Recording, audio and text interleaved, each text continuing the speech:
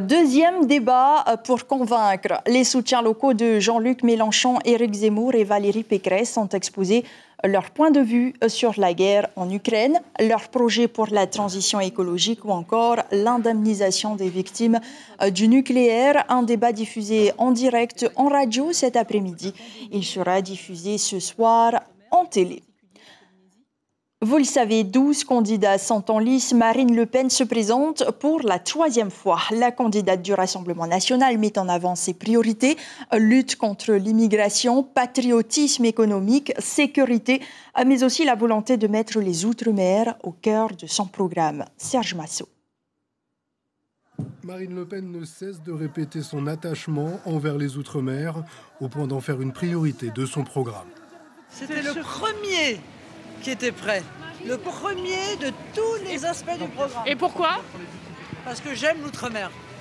Une ambition partagée par le député européen du Rassemblement national André Rouget, spécialiste des questions ultramarines.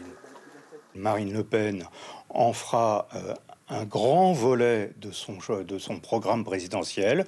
Elle y a accordé beaucoup de temps. Ça sera un volet important avec un programme ambitieux et audacieux, avec une vision et de la visibilité à court, moyen et long terme, avec un plan sur 15-20 ans. La candidate du Rassemblement national tire un sombre bilan du quinquennat d'Emmanuel Macron pour les Outre-mer. Jamais nos compatriotes ultramarins ne se sont sentis autant abandonnés, méprisés, et pour reprendre une expression que l'on a beaucoup entendue ces derniers temps, considérés comme des citoyens de seconde zone. Elle propose la création d'un grand ministère d'État de la France d'outre-mer et de la politique maritime et souhaite développer l'économie de la mer. À ce titre, des filières académiques, industrielles, énergétiques et professionnelles de l'économie bleue, celles de tous les métiers liés à la mer seront créées. Le développement de la pêche en haute mer et de la pêche artisanale, mais aussi l'aquaculture seront encouragés. Les infrastructures portuaires seront modernisées et adaptées à toutes les formes de tourisme. Pour lutter contre la vie chère, elle propose de réformer l'octroi de mer dans les départements et régions d'outre-mer.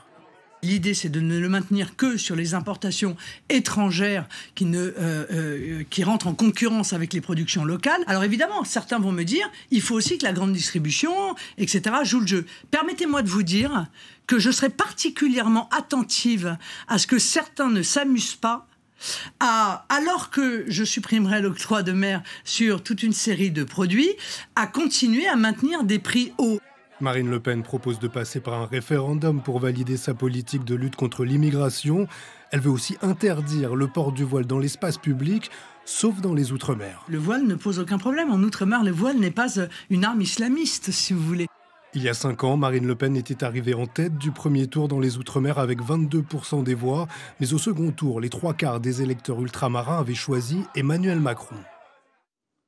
Et demain matin, Éric Minardi reviendra plus en détail sur le programme de Marine Le Pen pour la Polynésie dans votre émission L'Invité Café.